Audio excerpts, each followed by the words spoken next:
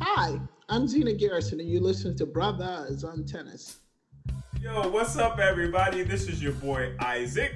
And this is your boy Bryce. And we, of course, are Brothers on Tennis. And we just coming at you, talking some more tennis talk, folks. Man, we missed this. We had such a good time last week. Yeah. It felt like it was so long, Bryce, that we had really done an episode like that. I missed that.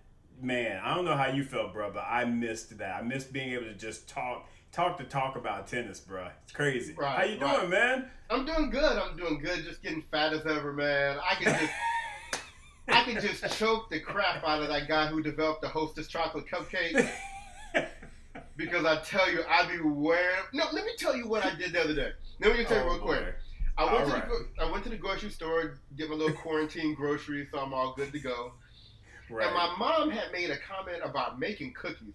I had talked to her and I said, cookies? I don't think I've ever made cookies from scratch. And the last time I bought like the dough in the refrigerator section, like in a little tube. I said that must have been about 15 years ago. Last time I did that. So I bought me a tube of the Townhouse or Nestle's or whatever chocolate chip cookies, and I wanted to buy just a pint of vanilla ice cream.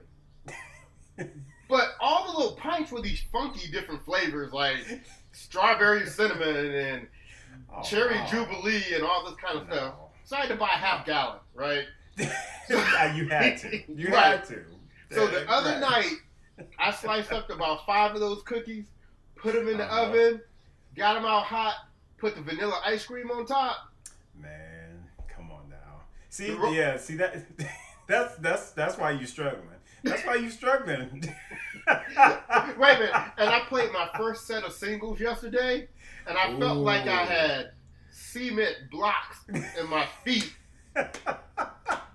You got to move more in singles and doubles. I guess I never really paid attention to that before. But you never quite got that balance before. Singles, a little bit more running. Doubles, exactly. Half of the court. Half the court, man. Exactly.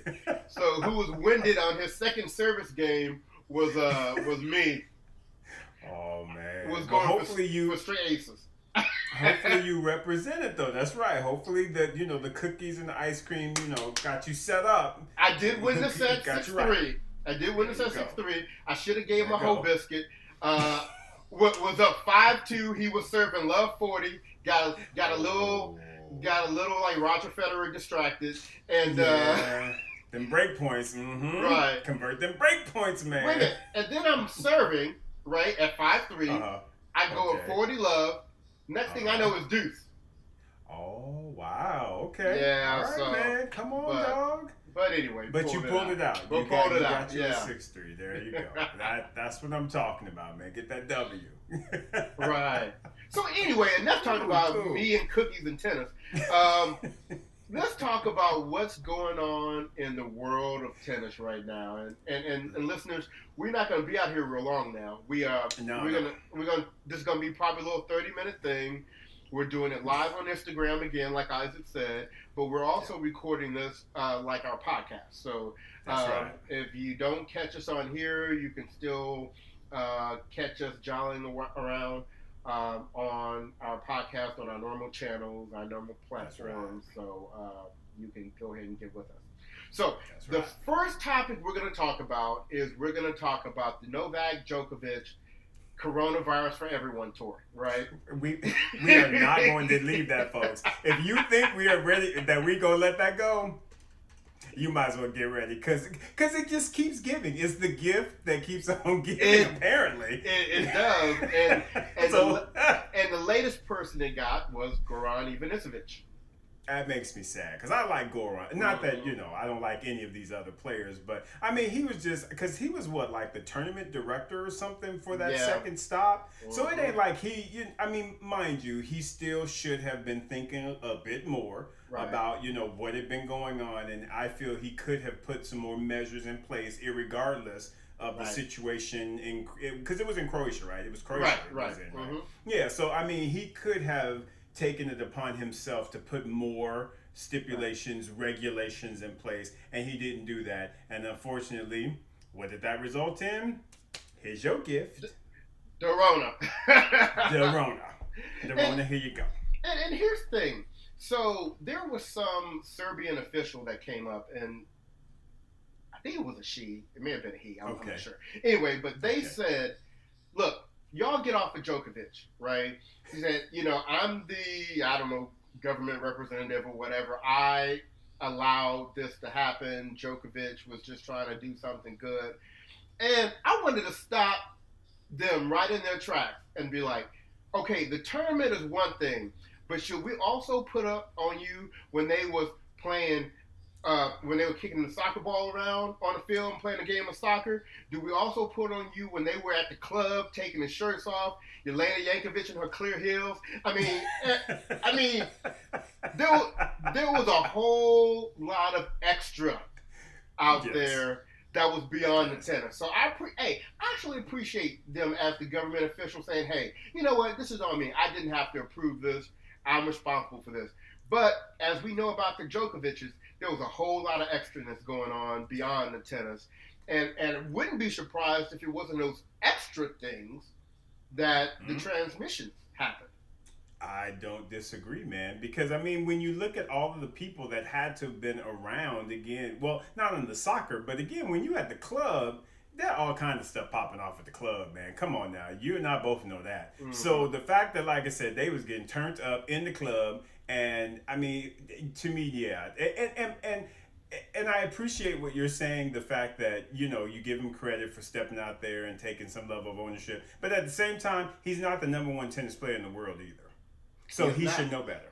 So to me, the number one tennis player in the world should know better. So while I appreciate the Serbian or Croatia, whoever the person is that came out and said, yo, get off of him. Right. No, we ain't getting off of him. He is the number one tennis player in the world. He should have been thinking a lot more as it relates to his position and platform than what he was. And let's not forget, beyond being the number one player in the world, he is the player representative. He's the head of the ATP Players Council. So he does have a responsibility for the other tennis players in terms of the activities that happen around the tour. So Exactly. So sorry, folks. Not getting off of Djokovic. The only way I'm gonna get off of Djokovic, the Lord above is gonna have to come down and be like, you know what, Isaac, you've done too much now. I'll be like, all right, Lord, I got you. I'm gonna back off. But unless that happens, no, because he should be held accountable. I'm sorry, folks. He should be held accountable. You get that type of a platform for a reason, right? And you can't be irresponsible with it. And to me, that is what happened in this instance. And I'm sorry. So yeah, no. Well, and let's kind of keep with that theme of the Corona for Everyone tour, because one of the people love that. One of the other things that happened was, remember, Dominic Thiem and Sasha Zverev both said, okay, although we tested negative. We were around all these people, so we're going to do the right thing and we're going to self-quarantine, Well, no, I'm sorry. Thiem didn't commit to that. Sasha did. I'm going to self-quarantine for 14 days. Thiem knew he was going to be out in the streets, so he exactly. he said, is there a tournament going on somewhere? I need to be there. Right. Exactly. But Sasha said he was going to quarantine for 14 days. But a video surfaced last week of Zverev once again turning up at some bar, and who saw it but our good friend Nick Kyrgios. And so Nick Kyrgios put him on blast and said, "What's up, dude? You were just around all these people who tested positive, and you said you were going to quarantine for 14 days, and here you are drinking it up at the bar." Mm-hmm. Come on. And I know folk, they be getting on Nick, and yes, he's got his faults, but a lot of the stuff Nick come out there with, he is spot on. And I feel like this is yet another point where he was spot on in calling him out. Yeah, if you're going to say you're going to do something, do it. Simply put, you're a top player. You've got a platform. Don't be putting nonsense out there and then you just gonna do your own thing. Right. So I appreciate the fact he called him out on that. Exactly. Well, let me tell you who didn't appreciate the fact that he called him out. And that is old Mr. Boris Becker, who came out and called himself putting Kyrgios on blast, saying, look, situation happened. It was unfortunate, but I don't like a rat. I do not like a rat. And like so Tekashi 6ix9ine, exactly, snitching, like he's snitching. Like I'm gonna tell it. And so what he ended up doing is he hashtag rat and did at Nick Kyrgios. And so Nick was like, rat, really? What? He said, so if me and my family are doing everything that we can to be safe and to be alive, yes, I'm going to call out people who are going to be counter to that. And that includes tennis players, right? Simply put. Man, Boris Becker just trying to be in somebody's mouth. He know ain't nobody talking about him right now. Ever since Djokovic gave him the boot, he has to he looking for some headline action. What he don't want to do is he don't want to get it from Nick Kyrgios, because Nick got that fire.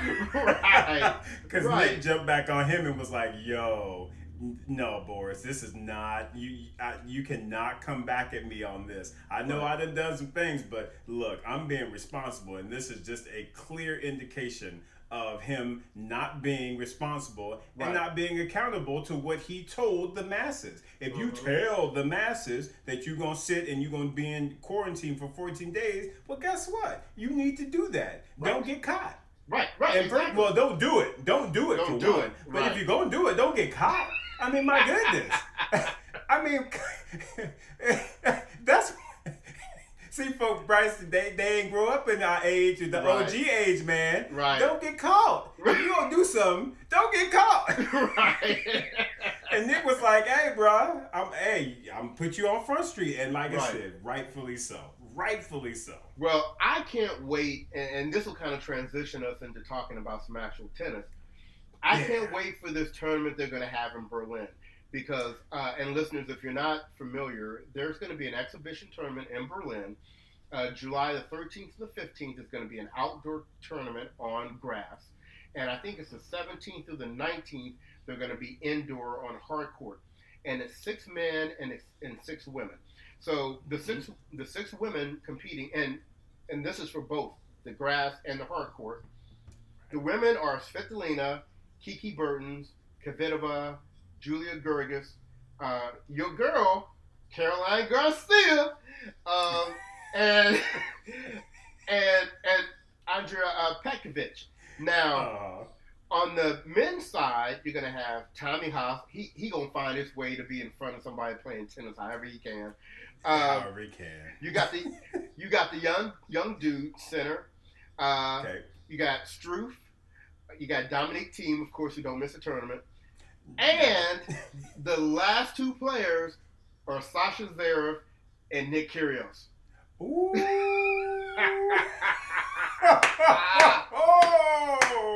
Fire! I need to see the Kyrgios Sasha matches. I don't care about none of the rest of them. Those are the ones that I need to see.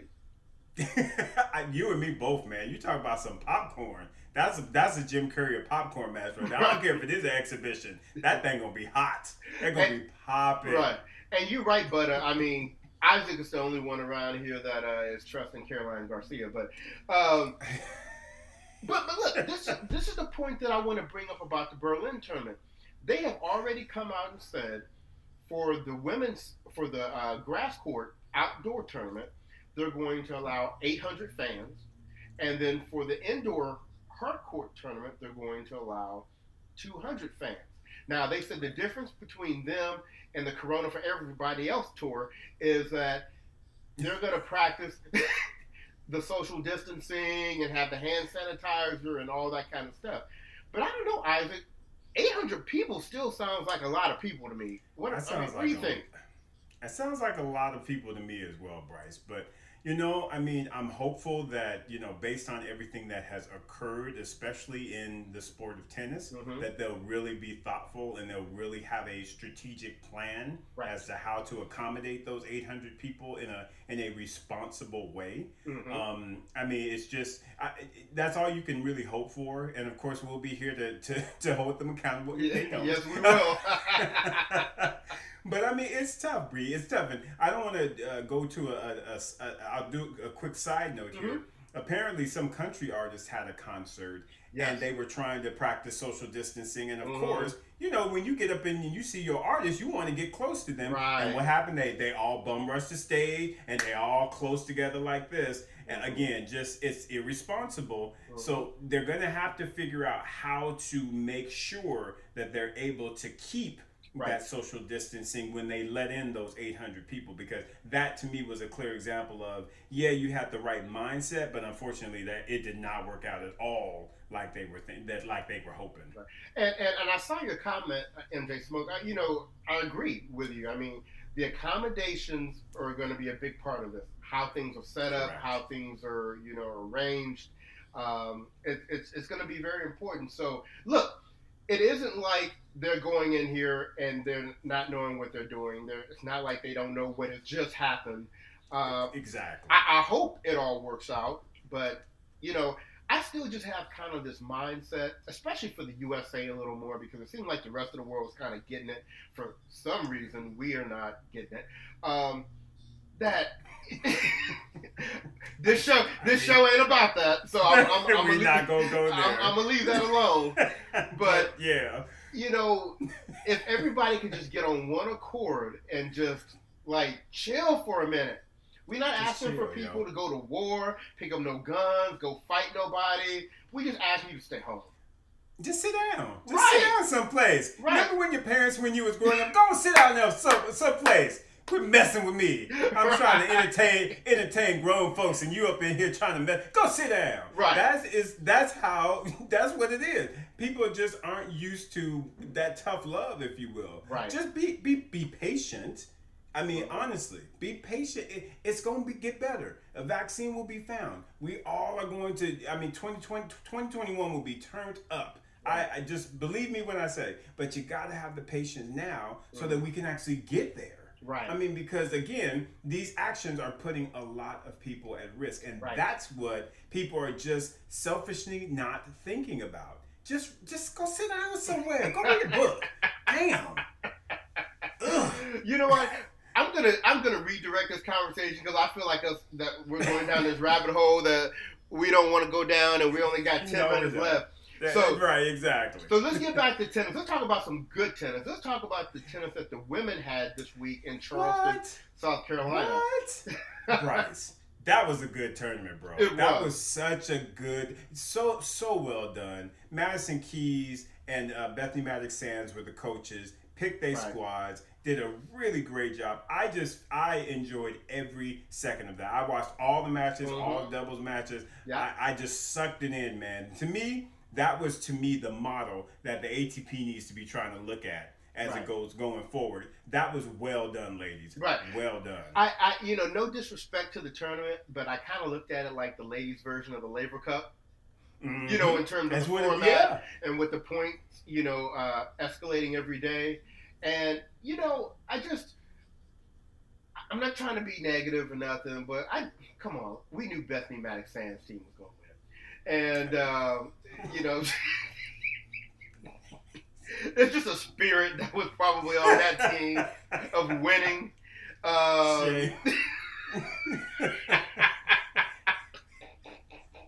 He's so silly. But and you know what? And they won even with Madison Keys beating Sophia Kennett, which was a big shock to me. That was a good match. Maddie came out and she was like, okay, my squad may not win, but look, you ain't gonna get up on me. I ain't gonna let you get up on me. Oh.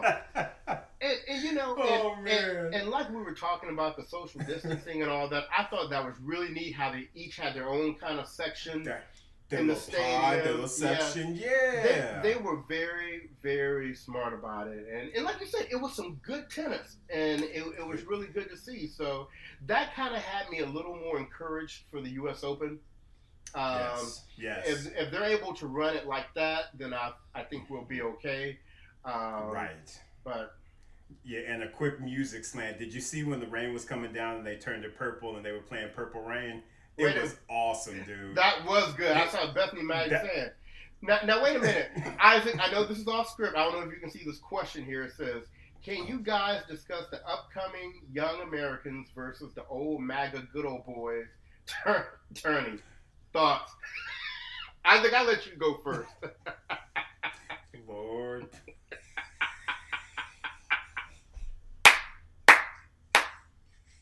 I love him. Is that how we go? The MAGA good old boys turning. Woo, okay. Okay. Listen, I have to say I was a little,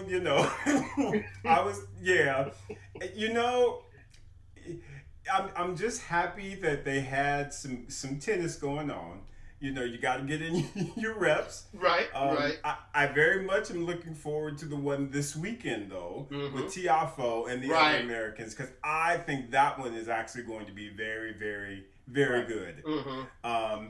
So yeah, I will abstain from talking about now.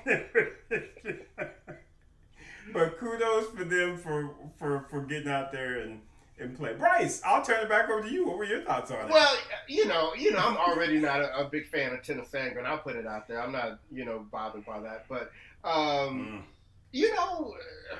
to be very honest with you, for as thirsty as I am to watch tennis, I'm not even really watching that one. No. I like Hubert Hurkacz. He's one actually, and he's not American, but he's the one that actually in the draw that I do follow and I do like. All the other ones, whatever. Get your reps. Right, but I agree with you. I think next week is going to be really good because you basically have all the top Americans playing. Exactly. Yes. Next week, and you get Isner back, and you get Tiafo back out there, and Oh yeah, I forgot Opelka was in that thing as well. I kind of like Opelka. He's all right. Yeah. So let's talk about. We're running down to our last few minutes. Yeah. I definitely want to bring up for those of you that have been following the UTS, the Ultimate Tennis Showdown, the one that Patrick Mouratoglou is holding in Nice, France. I think it's exciting tennis.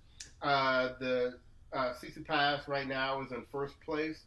And I think the other top people are, I think Berrettini's in second, Gasquet is in third, and Dominique Thiem is in third. Fourth, sorry. Just every weekend checking in, and it looks good. It's good, man. It's good tennis, man. And they're playing some ball, man. Right. That one match against Berrettini and I think it was Thiem. Man, that was good. Yeah. That was a good one. Because them boys can hit that ball. And once again, oh, by the way, AK, I see you. The other thing is, once again, another tournament that shows you beyond the tennis being good, how you can hold a tournament and still social distance, keep everybody safe. It's a good deal. Now, Goffin, I think Goffin he's like in 5th or 6th place. So I'm not really sure. And then something else that we didn't talk about, we only have a couple more minutes, that has happened since the last time we talked with you all. Venus Williams did sign up to play World Team Tennis, and she's going to be on the Washington Castles. So that tells us right there that she's trying to get herself ready for the U.S. Open, which is good news for us. Very good news. Very good. Yes, sir. We want V out there. We want her to be able to compete strong, as well as Serena, because Serena's going for it on this one, y'all. Oh, yeah.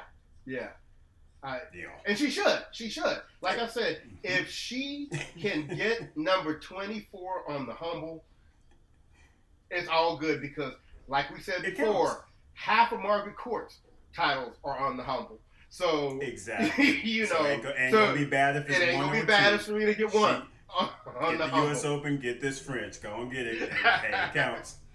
It counts. Right. Like Buddy said, I can't roll my tongue, but curve.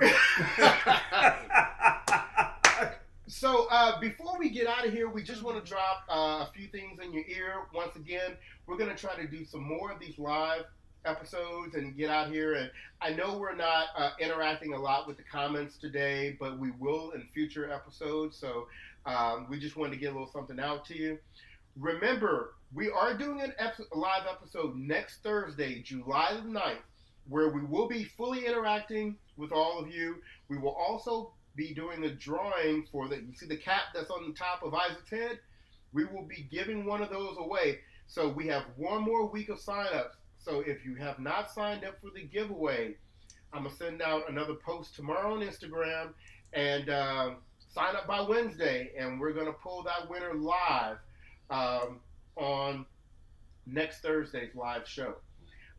Once again, if you want to catch up on any of our previous episodes, go to our website, www.brothersontennis. Casey. I see Casey. brothersontennis.com. And we're on any podcast platform that you can think of. So, that's right. With that, Isaac, I think it's time for us to get out of here. So, all right. Listeners, this has been your boy Bryce. And this is your boy Isaac. And we're Brothers on Tennis. Stay safe, and we'll be back with you next week.